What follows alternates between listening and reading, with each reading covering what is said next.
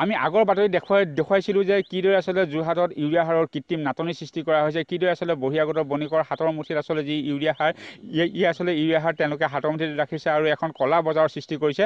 এই মুহূৰ্তত আচলতে মোৰ হাতত আৰু দুটামান তথ্য আহি পৰিছে। এই দুটা তথ্য হৈছে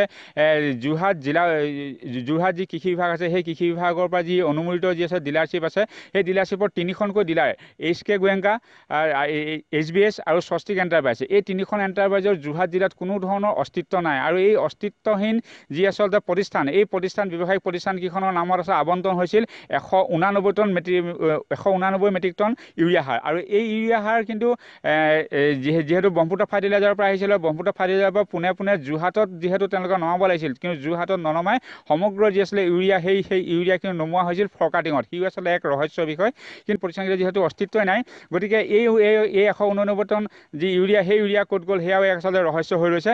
আৰু এই বিষয়ে আচলতে ইয়াতে যি আছে সদৌ অসম জাতীয় যুৱ ছাত্ৰ পৰিষদৰ যিসকল বিষয়ববীয়া আছে, তেওঁলোকে ইয়াৰ পূৰ্বেও তেওঁলোকে প্ৰতিবাদ সাব্যস্ত কৰিছে আৰু তেওঁলোকে বিভিন্ন ধৰণে তেওঁলোকে বিভাগত তেওঁলোকে আবেদন জনাইছিলে। আৰু তেওঁলোকে জনাইছে যে তেওঁলোকে এতিয়া কৃষি বিভাগৰ যি আছে মন্ত্ৰী আছে অতুল বৰা তেওঁলোকে এই বিষয়ে তেওঁলোকে স্মাৰক পত্ৰ প্ৰদান কৰিছে।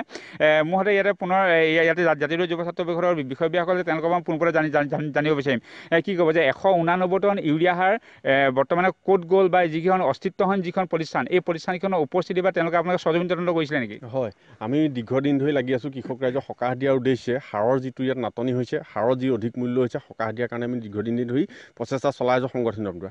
তাৰপিছত যোৰহাটৰ নামত যি আমাৰ আবণ্টিত হৈ আছিলে যিকেইটা ডিলাৰশ্বিপ, তাৰ ওপৰত তথ্য জনা অধিকাৰ আইনত আমি জিলা কৃষি বিষয়াৰ পৰা তথ্য আনিছিলোঁ। যোৰহাটত থকা যি স্বস্তি এণ্টাৰপ্ৰাইজ, HBS আৰু GSK গোৱেংকা, এই 3খন প্ৰতিষ্ঠান, এই 3খন প্ৰতিষ্ঠানৰ আমি সৰজমিন তদন্তত গম পাইছোঁ কোনো ইয়াত অস্তিত্ব নাই, কোনো গুদাম নাই। আৰু সাৰখিনি বাহিৰে সম্পূৰ্ণৰূপে বহিৰাগত যিখিনি বাগান বা উদ্যোগপতি সেইসকলক বিক্ৰী কৰে। দীৰ্ঘদিন এনেধৰণে চলি আছে। আৰু তাৰ ফলস্বৰূপে আমি যোৱা 17 তাৰিখে কৃষিমন্ত্ৰী মহোদয়ক, জিলা উপায়ুক্ত মহোদয়ৰ যোগেদি এখন স্মাৰক পত্ৰ প্ৰদান কৰিছোঁ যে যি 3খনৰ ইয়াত কোনো বিপণী নাই, সেইকেইখনৰ অনুজ্ঞাপত্ৰ অনতিপলমে বাতিল কৰিব লাগে আৰু কোনোবা যোগ্য ব্যক্তিক অন্ততঃ সেই সাৰ কৃষকৰ কাৰণে যোগান ধৰাৰ ব্যৱস্থা কৰিব লাগে।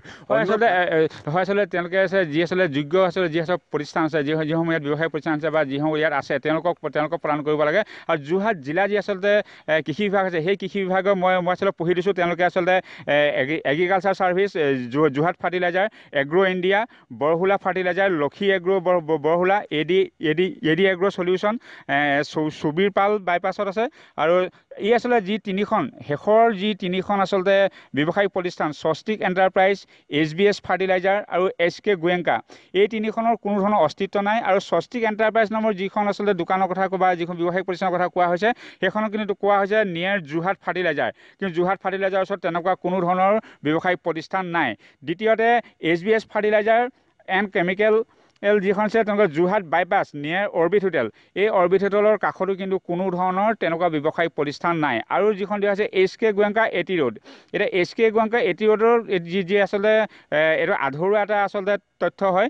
এই যি আচলতে যি আছে ঠিকনা, এই আছে আধৰুৱা ঠিকনাটো, কিন্তু HK গোৱেংকাৰ নামতো কিন্তু কোনো ধৰণৰ ব্যৱসায়িক প্ৰতিষ্ঠান নাই। কিন্তু এই যিসমূহ অদৃশ্য আচলতে ব্যৱসায়িক প্ৰতিষ্ঠান, এই অদৃশ্য ব্যৱসায়িক প্ৰতিষ্ঠানসমূহক কিদৰে যোৰহাট কৃষি বিভাগে তেওঁলোকে ৰেজিষ্ট্ৰেশ্যন কৰিবলৈ অনুমতি প্ৰদান কৰিছে, তেওঁলোকক কিদৰে আচলতে সাৰ তেওঁলোকে ল'বৰ বাবে তেওঁলোকক অনুমতি প্ৰদান কৰিছে, সেয়াও এক আচলতে ৰহস্য। আৰু যিহেতু এই 3খন অদৃশ্য, এই 3খন অস্তিত্বহীন যি ব্যৱসায়িক প্ৰতিষ্ঠান, এই ব্যৱসায়িক প্ৰতিষ্ঠানকেইখনৰ নামত আবণ্টন হৈছিল 189 টন সাৰ, কিন্তু কৃষকে লাভ কৰিব লাগিছিল, কিন্তু লাভ নকৰিলে। কিন্তু এই যি আচলতে সাৰ, এই সাৰ কিন্তু লাভ কৰিছে যিসকল বহিৰাগত আচলতে বণিক আছে, ডাঙৰ চাহ বাগিচা আছে, তেওঁলোকে লাভ কৰিছে। মোৰ আৰু এজন বিষয়ববীয়া আছে, তেওঁৰ পৰা জানিব বিচাৰিম, কি ক'ব? চাওক, আমি বাৰম্বাৰ জিলা উপায়ুক্ত মহোদয়ৰ লগতে জিলা কৃষি বিভাগৰ লগত যোগাযোগ কৰি আছোঁ এই বিষয়ত। যি 3খন